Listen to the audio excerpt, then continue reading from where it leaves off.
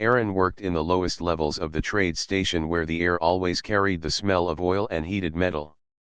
The space above glittered with merchants, travelers, and nobles, but down here no one cared who you were as long as you fixed their ship. Aaron liked it that way. He was quiet, hard-working, and unnoticed. Machines were easier than people. They did not lie, they did not judge, and they never demanded more than what was written in their systems. That morning had started like any other. Aaron had been repairing a damaged shuttle engine, wiping sweat from his forehead as sparks danced in the dim light. Then a voice echoed through the corridors, announcing something unusual. The royal entourage of Princess Alira of the Viore Empire arrives. Citizens of the station are invited to witness her greeting. Aaron barely lifted his head. Royal visitors came often, though not usually from the powerful Viore. He had no interest in crowns, thrones, or ceremonies. Those belonged to a world far above his own. Yet as the crowd around him hurried toward the upper platforms, Aaron felt a small tug of curiosity. Something about the voice, firm and commanding, made him pause.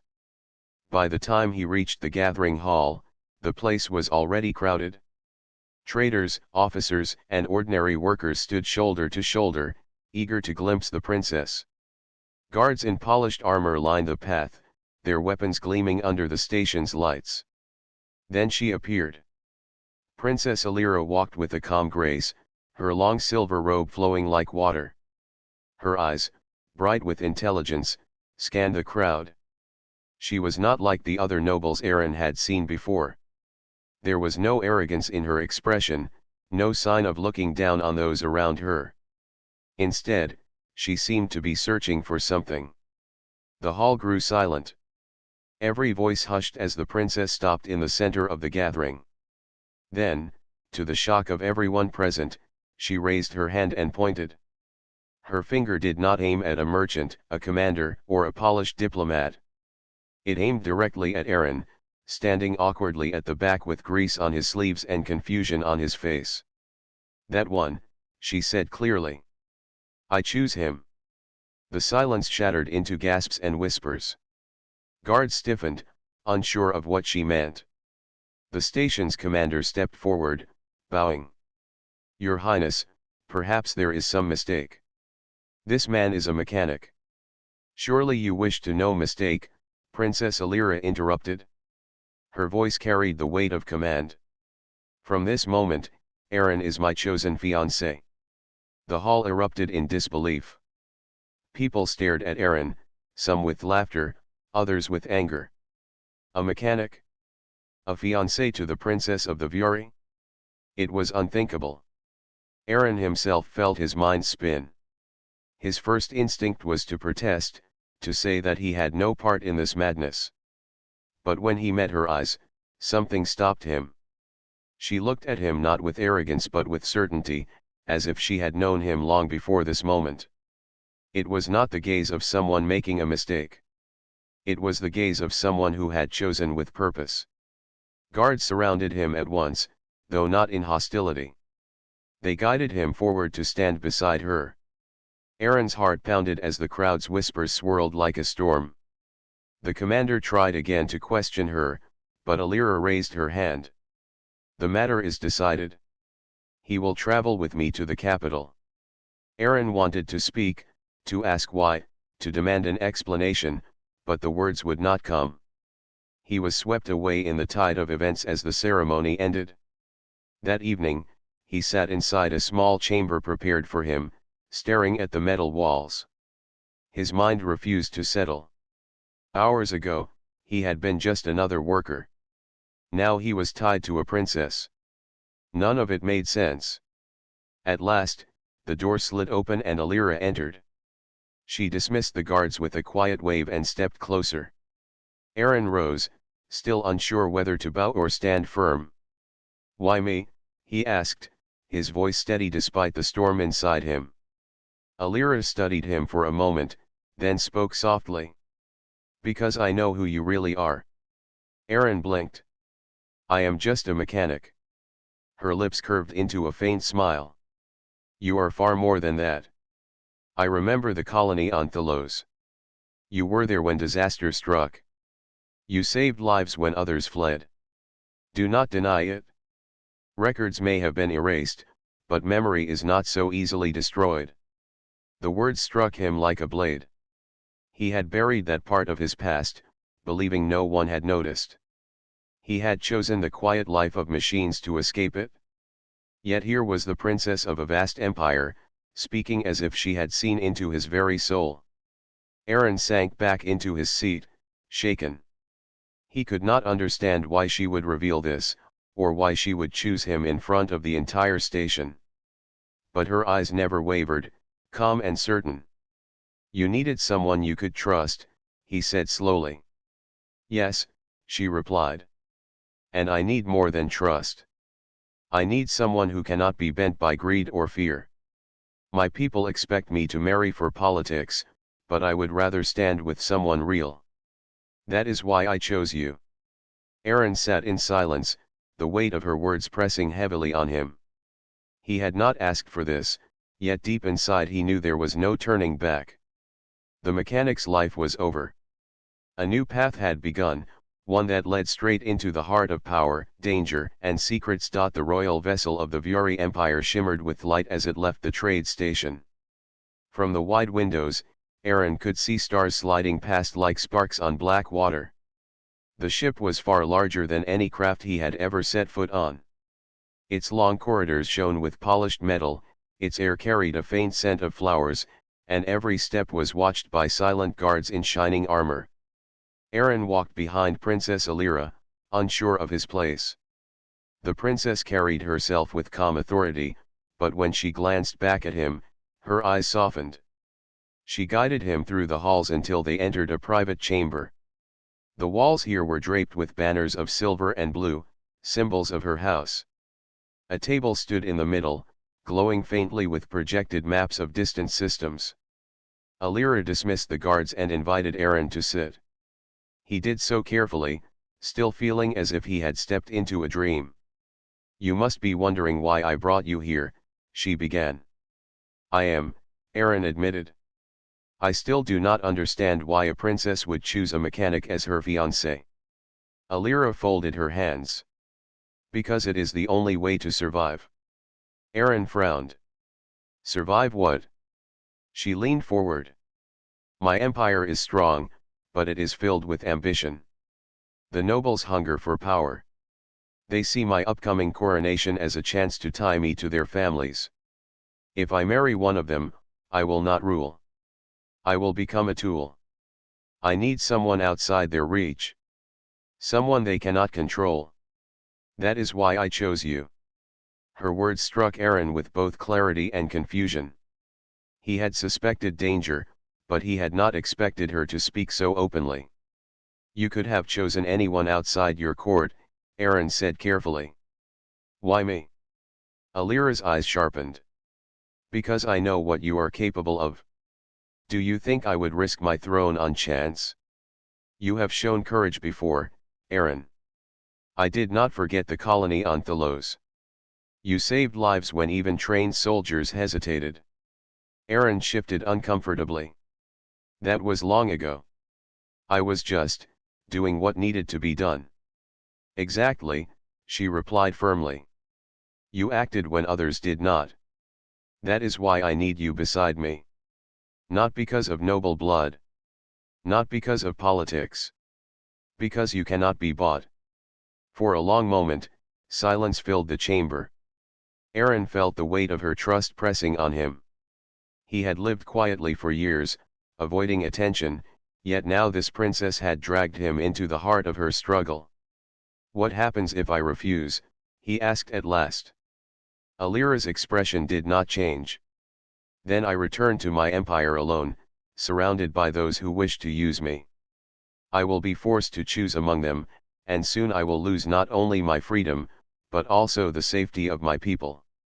You would go back to your machines, but deep inside, you would know you turned away when you were needed. Her words pierced him more than he expected. Aaron lowered his gaze.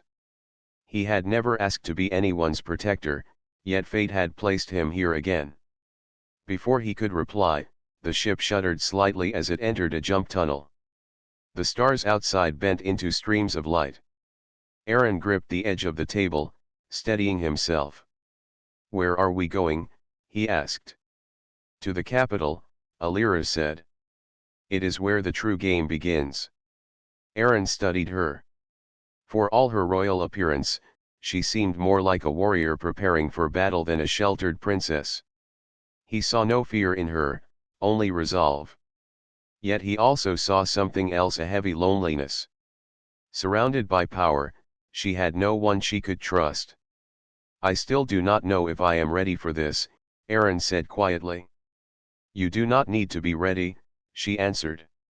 "You only need to be yourself. That will be enough." The days that followed were filled with preparation. Servants measured Aaron for royal garments, though he felt strange wearing fine cloth instead of his oil-stained work clothes. Guards watched him with suspicion, whispering among themselves about the human chosen by the princess. Some showed open disdain, muttering that he was unworthy. Aaron ignored them, focusing instead on studying the customs Alira explained. At night, he lay awake in his chamber, staring at the ceiling. He wondered why destiny had pulled him from a quiet life into the storm. He thought of the colony she mentioned, of the people he had saved, and of how he had buried that memory to escape attention. Now it returned, demanding he face it once more. One evening, Alira visited him again. She stood by the window, gazing at the stars. "My father ruled with strength," she said softly. "But strength alone cannot protect against betrayal. I need more than power. I need truth. And you, Aaron, are the only truth I have found." He wanted to protest, to remind her that he was no knight, no soldier, no prince. But the way she spoke left no room for denial. She had chosen him not for what he pretended to be, but for what he truly was. At last, Aaron nodded. "If I stand beside you, it will not be as a symbol. It will be as myself." Alira turned to him, and for the first time since he had met her, she smiled with genuine relief. "Then I am not alone," she said. The ship continued its journey through the vast dark, carrying with it a princess determined to protect her throne and a human who had once tried to hide from the weight of destiny. Together, they moved toward the heart of an empire filled with shadows. Neither of them could see what waited ahead, but both knew that choices made now would shape the future of more than a single crown. The capital world of the Vuri Empire was unlike anything Aaron had ever seen. As the royal ship descended, he looked out the wide window and stared in awe. Floating towers of silver stretched into the sky, connected by glowing bridges of light. Below, oceans shimmered with crystal blue waves, reflecting the brightness of countless cities. Great ships passed between the towers like giant birds, their sleek shapes gliding without sound. To Aaron, it looked like a world from legend. But even through its beauty, he sensed a tension he could not explain. The ship landed on a platform at the heart of the royal palace. Crowds had gathered, nobles in long robes of shining fabric, their faces proud and cold. They stood in careful lines, waiting for their princess. As Alira stepped forward, they bowed, but Aaron noticed the stiffness in their movements. Their respect was only on the surface. Their eyes, sharp as blades, followed every step she took. When Aaron walked beside her, the whispers began. "A human," someone muttered. "Is this a joke?" another said softly. "He does not belong here," a noblewoman hissed behind her fan. Aaron kept his gaze forward, refusing to respond. He had lived among workers who judged and mocked in small ways. This was different, but he would not let it shake him. The grand hall of the palace was filled with light and song as Alira entered, yet Aaron felt the weight of suspicion pressing harder. At the far end of the chamber, the High Council awaited. They were the strongest voices of the empire, each wearing robes heavy with symbols of power. "Princess Alira," one of them spoke, his voice calm yet etched. "We welcome your return. And we see you have brought a companion. Alira lifted her chin proudly. This is Aaron, my chosen fiancé. A wave of murmurs spread through the chamber. Some laughed quietly. Others frowned with open displeasure. The council members exchanged glances. A mechanic, one of them said. Is this meant to insult the traditions of our empire? No, Alira replied firmly. It is meant to protect them. Her words silenced the chamber for a moment. Aaron felt every gaze turn to him. He stood straight, refusing to shrink under their stares. He was no noble, but he would not act ashamed of who he was. The council ended the ceremony with polite words, but Aaron could feel the storm growing beneath the surface. That evening, Alira explained to him in private what he had already guessed. They do not trust you, she said. They see you as a weakness they can use against me. Some will try to humiliate you. Others may attempt worse. Aaron nodded. I already saw it in their eyes. You must be careful, she warned. Every word, every step here is watched. They will search for reasons to cast you aside. Aaron considered her words. He had lived a quiet life, avoiding notice, but now hiding was impossible. If he faltered, it would not only harm him but also Alira's standing. He knew he had to face this court with the same strength he had once used to face disaster on distant worlds. The next day, the trials began. Nobles invited them to feasts filled with rich foods and endless words meant to test patience. They asked Aaron questions laced with insult, mocking his lack of noble blood. What skill can a mechanic bring to the throne? One asked with a sly smile. Aaron answered calmly.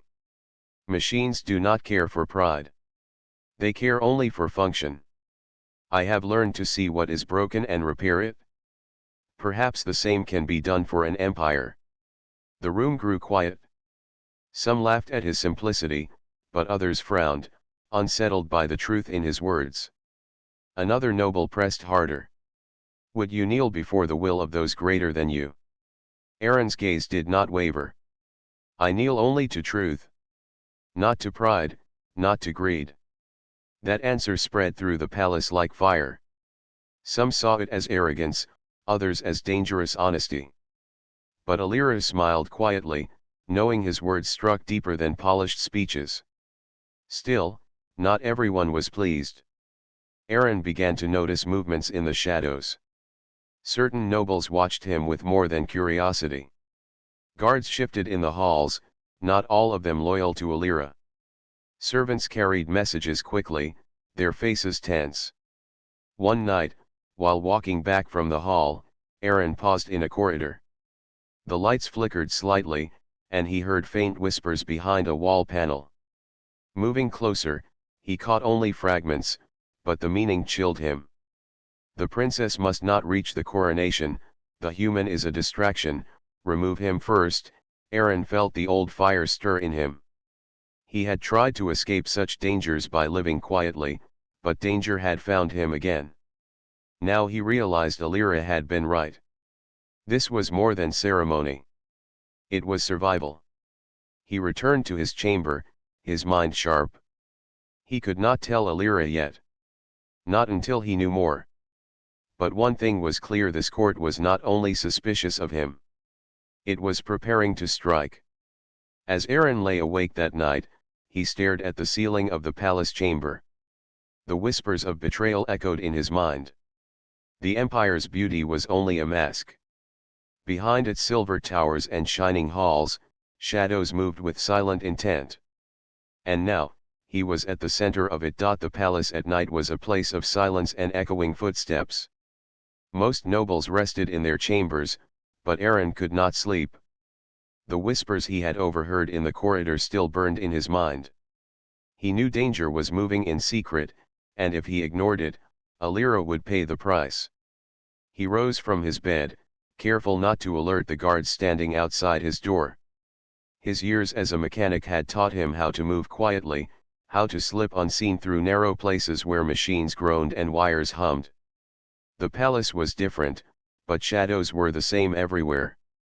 The hall stretched endlessly, lit by soft blue light.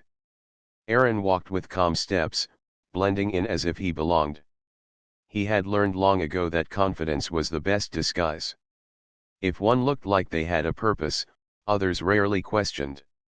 He turned down an empty corridor that led toward the older part of the palace. Few ever came here, for the walls bore cracks of age and the air was colder. But it was in such forgotten places that secrets often hid. A faint glow slipped through a thin line in the wall ahead. Aaron pressed his ear close and listened. Voices carried through the panel, low and urgent. "The princess will not see her coronation," one said. "The human must be dealt with first," another answered. "Then we release the machine. Once it is awakened, no one will be able to protect her." Aaron's chest tightened. A machine. He thought of the colony he had saved long ago, of the ancient engines that had nearly destroyed lives. The words here spoke of something far worse. Carefully, he searched the wall and found a hidden latch. With steady hands, he slid it open just enough to peer inside. Beyond the panel stretched a hidden chamber lit by pale flames. A circle of nobles stood around a table of dark stone. Upon it rested a device covered with alien carvings, its surface pulsing with faint light. Aaron could not see all of it, but what he saw was enough. It was no ordinary device. It was a weapon, ancient and dangerous. One noble, tall with sharp features, raised his hand. "When the coronation begins, the machine will rise. The people will panic.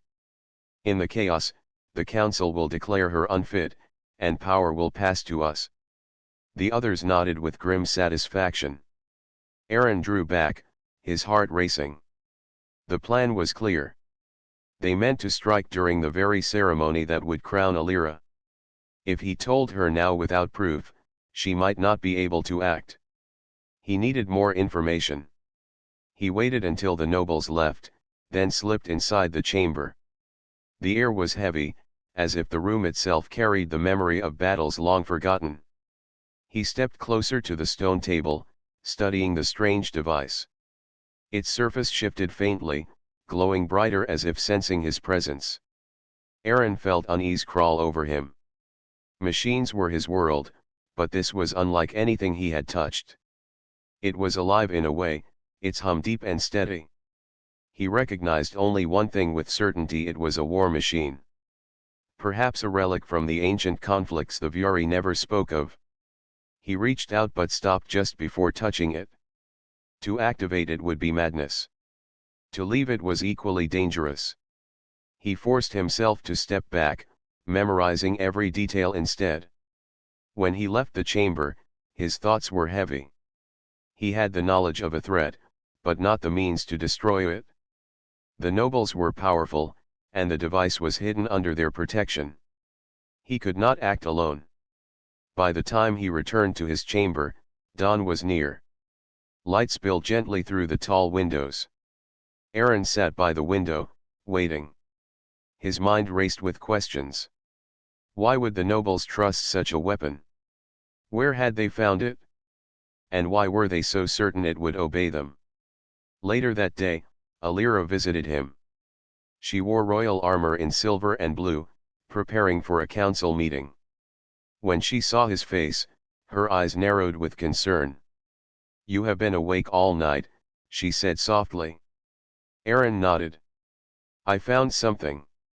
He told her what he had seen, every detail of the secret chamber, the voices, and the machine. Alira listened without interruption, her expression hardening with each word. At last, she spoke. "I feared something like this. The nobles would not risk their plans on whispers alone. If they have awakened a war machine, then the danger is greater than I thought." "Can it be destroyed?" Aaron asked. "Not easily," Alira replied. "These relics are older than our empire. They were built by hands long gone, and even we do not understand them fully. To face such a thing will take more than soldiers. It will take courage." Aaron looked at her steadily. "Then we prepare. If they release it during the coronation, We must be ready. Alira held his gaze for a long moment. Then she nodded. I chose you for this reason. You see danger where others see pride. You act when others hesitate. Together, we will face it. Outside, the palace bells rang, announcing the day's council session. Shadows still moved within those halls, weaving plans of betrayal. But now Aaron had seen their heart, and Alira had heard the truth. The storm was coming, and neither of them would run from it. The days before the coronation passed like heavy clouds before a storm. The palace shone with banners, music filled the halls, and nobles displayed smiles to hide their sharp intentions. Yet behind the beauty, Aaron felt the weight of danger pressing closer. He knew the machine beneath the palace was waiting, and the traitors were ready to use it. Alira moved through the palace with calm grace, meeting with the council and preparing for the ceremony. To others she seemed unshaken, but in private her eyes carried the burden of trust she had placed on Aaron. She did not doubt him, but she knew the path ahead would test them both. One evening, as the sun set over the crystal oceans, Aaron stood with her on a balcony. The air was cool, and the glow of the city reflected in her silver robe. They will strike soon, he said. I can feel it. Alira nodded slowly. Yes. The coronation is the perfect stage. Before all eyes, they will try to break me. If they succeed, the empire will fall into their hands. Aaron clenched his fists. Then we cannot let them succeed. But if they unleash that machine, how can we stop it? I saw its power in that chamber. It felt alive, like it was waiting for war. Alira studied him, her voice steady. There is something you must know, Aaron. Long ago, when my ancestors fought across the stars, they faced enemies far stronger than themselves. Yet in their records, one name appeared again and again. Humans. The children of the flame. You burned brighter than any other people, and even the fiercest enemies feared you. Aaron turned to her, startled. Children of the flame. She nodded. It is not only legend. The war machines were built to fight you. They were made to stand against the strength that burned in humankind. That is why the nobles fear you more than they admit. They know the old truth. They know that if the flame rises again, nothing can stop it. Aaron fell silent. He had always tried to live as a simple man, hiding the part of himself that acted without hesitation in moments of danger. But her words stirred memories he could not bury. The colony on Thalos. The fire, the collapse, the panic. And how he had stepped forward when others froze. He had never understood why. Now he wondered if this was what she meant. I am no warrior, Aaron said quietly. I am no prince. I fix machines. That is all. Alira stepped closer, her eyes shining. You are more than you believe. You see what others cannot. You stand when others fall. That is the flame, Aaron. It is not about swords or crowns. It is about will. That is what I chose. For a long moment, Aaron looked at her, feeling the truth settle into him like fire catching dry wood. He had run from it for years, hiding among engines and quiet shadows. But now, standing on the balcony of a palace, with the weight of an empire pressing down, he realized the flame had never left him. It had only been waiting. At that moment, the palace bells rang, announcing a late summons from the council. Alira's expression hardened. They move faster than I thought, she said. Stay close to me, Aaron. Whatever happens, do not let them divide us. Together, they walked into the council hall. The chamber was filled with nobles, their eyes sharp and cold. At the center stood the tall noble Aaron had seen in the secret chamber, his voice smooth as silk. Princess, he said with a bow. The council grows uneasy. Your choice of companion has shaken the court. A human, untested and unworthy, cannot stand beside our throne. For the good of the empire, We ask you to reconsider. Alira raised her chin. My choice is final. Aaron is my fiancé. The noble's eyes narrowed, and a faint smile touched his lips. Then let the people decide. At your coronation, before the empire, we will see if your human can endure the trial. Whispers spread through the chamber like wind through dry grass. Alira's gaze sharpened, but she said nothing. She turned and left with Aaron, her steps firm. When they reached the quiet of her chamber, Aaron spoke first. A trial? They mean to use the machine. Yes, she answered. They believe fear will break us. They believe you will falter. Aaron breathed deeply, steadying himself. The flame inside him stirred again, no longer hidden but burning with steady strength. Then we will prove them wrong. Alira placed her hand on his arm. You will not face this alone. Remember that. That night, Aaron did not sleep. He sat by the window, watching the stars. He thought of the life he had left behind, of the quiet days among machines. He thought of the colony he had once saved, of the princess who had chosen him, and of the ancient fear that humans once inspired. The flame was there, deep inside, and now it was rising. The coronation was near. So was the storm. The day of the coronation arrived. From the first light of dawn, the palace came alive with sound and color. Drums echoed through the great halls, banners of silver and blue hung from the towers, and crowds gathered in the open squares to see their princess crowned. To most, it was a day of celebration. But to Aaron, it felt like standing on the edge of a blade. He walked beside Princess Alira as they entered the throne chamber. The vast hall was filled with nobles, soldiers, and citizens of high rank. At the far end, the throne stood waiting, carved from shining crystal, glowing in the morning light. Alira moved with steady grace, her silver robe flowing like water, her crown of light resting upon her brow. Aaron stayed at her side, his eyes sharp. He scanned every shadow, every corner, remembering the whispers he had heard. Somewhere among these proud faces were the traitors, and beneath the palace lay the machine they planned to unleash. The ceremony began with words of honor spoken by the council. Their voices were rich, but Aaron heard only the hollow ring beneath them. As Alira stepped forward to kneel before the throne, a deep tremor shook the hall. The crystal floor vibrated under their feet. The crowd gasped, thinking it an accident. Aaron knew better. The nobles exchanged quick glances. Then, with a sound like thunder, the walls shook again. From deep below, a roar of ancient engines rose, shaking the palace to its core. It begins, Aaron said through clenched teeth. The floor near the throne cracked, splitting open. Smoke poured upward as a massive shape rose from the depths. The ancient war machine emerged, its body made of black metal, glowing with veins of red light. Its head turned slowly, eyes burning like fire. The hall erupted in panic.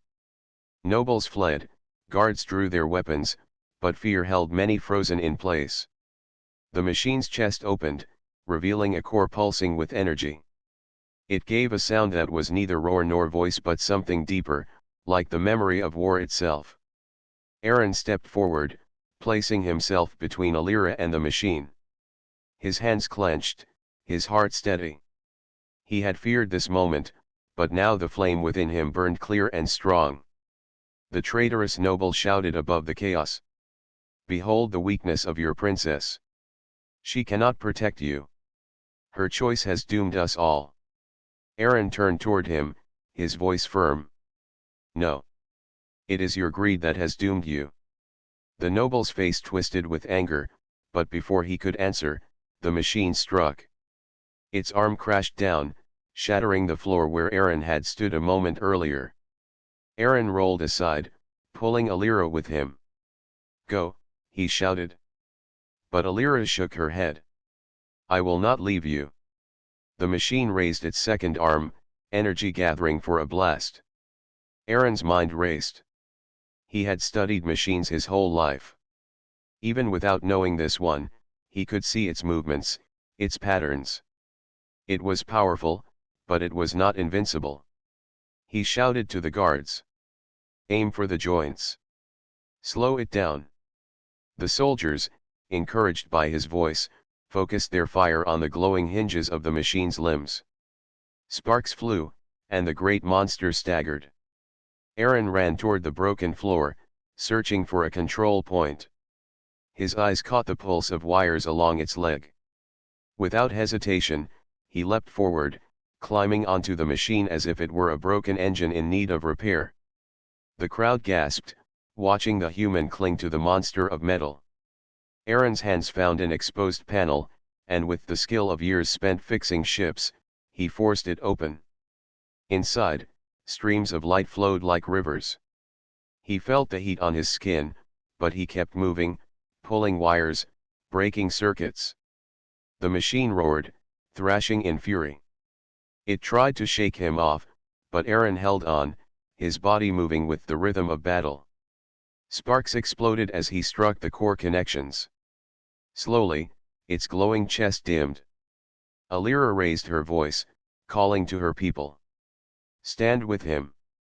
Do not fear. Her words echoed through the hall. Guards and loyal nobles rallied, attacking the machine together. The traitors who had planned the strike tried to flee, but palace soldiers cut them off. With one final pull, Aaron tore the last wire from the machine's chest. The war machine gave a great shudder, its glowing eyes flickered, and then it collapsed with a crash that shook the hall. Dust rose, and silence followed. Aaron slid down from the fallen giant, his hands burned, his breath heavy. Alira rushed to his side, her eyes wide with relief. You faced it alone, she said softly. No, Aaron replied, his voice calm but steady. I faced it as myself. But I was not alone. You gave them hope. That is what turned fear into strength. The hall filled with cheers. The people had seen the truth with their own eyes. A human, mocked and doubted, had stood against an ancient weapon and triumphed. And their princess had not fled but stood firm beside him. The traitorous nobles were dragged before the council. Their plan was broken, their power gone. Alira stood tall before her people, the crown upon her head shining brighter than before. As Aaron looked at her, he felt the fire inside him still burning, not wild but steady. The flame was no longer something he needed to hide. It was who he was. The battle was over, but Aaron knew this was only the beginning. The fallen war machine still lay broken in the great hall, its black metal frame twisted and silent. Guards and servants worked to clear the wreckage, but the memory of the battle lingered in every heart. The nobles whispered among themselves, not with mockery now, but with unease. They had seen something no council word could erase. Princess Alira stood at the throne, the crown of light resting on her brow. Her people bowed before her, not because of duty but because of respect. She had faced the storm, and beside her stood a man who had done the impossible. Aaron, the human they had once scorned, had turned the tide.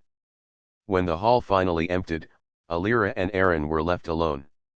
The silence felt heavy after the chaos of battle. Alira turned to him, her voice soft but steady. You have given me more than victory, she said. You have given me truth.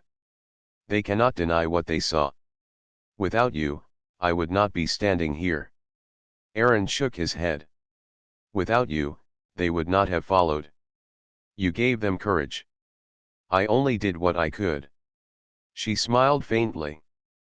Perhaps. But what you did was enough to remind this empire of something it had forgotten. Humans are not weak. The flame still lives. Aaron looked at her carefully. He had never wanted crowns, nor the weight of empires. He had only wanted to live quietly among machines. Yet now, standing in the heart of power, he realized he could not return to that life. The path ahead had already changed. Later that evening, Alira summoned him to a smaller chamber high in the palace tower. From the tall windows, the city stretched like a sea of light. She wore no crown now, only a simple robe, her hair loose over her shoulders. For the first time since he had met her, she looked less like a princess and more like a woman carrying the burden of choice. "Our agreement began as a lie," she said gently. "I asked you to pretend to be my fiancé. I asked it to escape the hands of greedy nobles. But now, after all that has happened, I no longer see it as a mask. Do you?" Aaron hesitated. His heart was steady, but his thoughts raced. "When you first chose me, I thought it was madness. I wanted to refuse. I thought I had no place in your world. But you were right. You saw something in me I tried to bury. You reminded me of who I am." He stepped closer, his voice low but firm. "So no, I do not see it as a mask anymore. If I stand beside you, it will be as myself. Not as a symbol, not as a tool, but as a partner." Alira's eyes softened, and for a moment, the weight of rule seemed lighter on her shoulders. "Then let us stand together, not in pretense but in truth." The days that followed changed the empire. The traitors were judged by the council, their titles stripped and their plans revealed. Rumors of the battle spread quickly, not only through the palace but across the stars. Tales of a human who had faced an ancient weapon spread from world to world. Some spoke with awe, others with fear.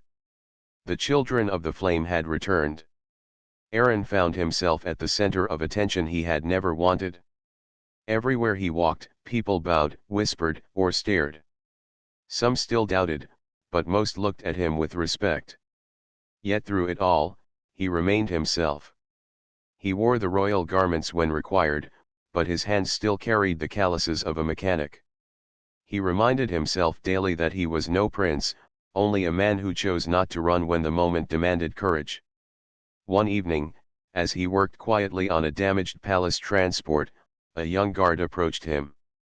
The guard bowed, then spoke nervously. "Sir, may I ask, how did you stand against that machine without fear?" Aaron wiped the grease from his hands and looked at the guard. "Fear is always there. The question is what you do with it. You either let it control you, or you keep moving anyway." The guard nodded slowly, his eyes wide with respect. As Aaron returned to the palace that night, he thought about how much had changed. The quiet life he had once lived was gone. But in its place was something greater. Not wealth, not titles, but purpose. On the balcony of the royal tower, Alira stood waiting. The city lights spread below like stars fallen to the ground. She turned as Aaron joined her, and for a while they stood in silence, watching the endless horizon. "Do you regret it?" she asked softly. Aaron shook his head. "No, I thought I wanted a life without weight. But now I see that living without purpose is heavier than any crown." Alira's eyes shone with quiet pride. "Then we walk forward together." The night wind carried their words into the vast sky. Above them, stars burned bright, each one a reminder of the endless future ahead. The flame that had once been hidden now burned clear, not only in Aaron but in the bond they shared. The story of a princess and a mechanic had begun as a false promise, but now it had become something real. Not a tale of pretense, but a promise that would carry them both into the future. And across the galaxy, whispers grew louder. Humanity had returned, and the stars would never forget it again.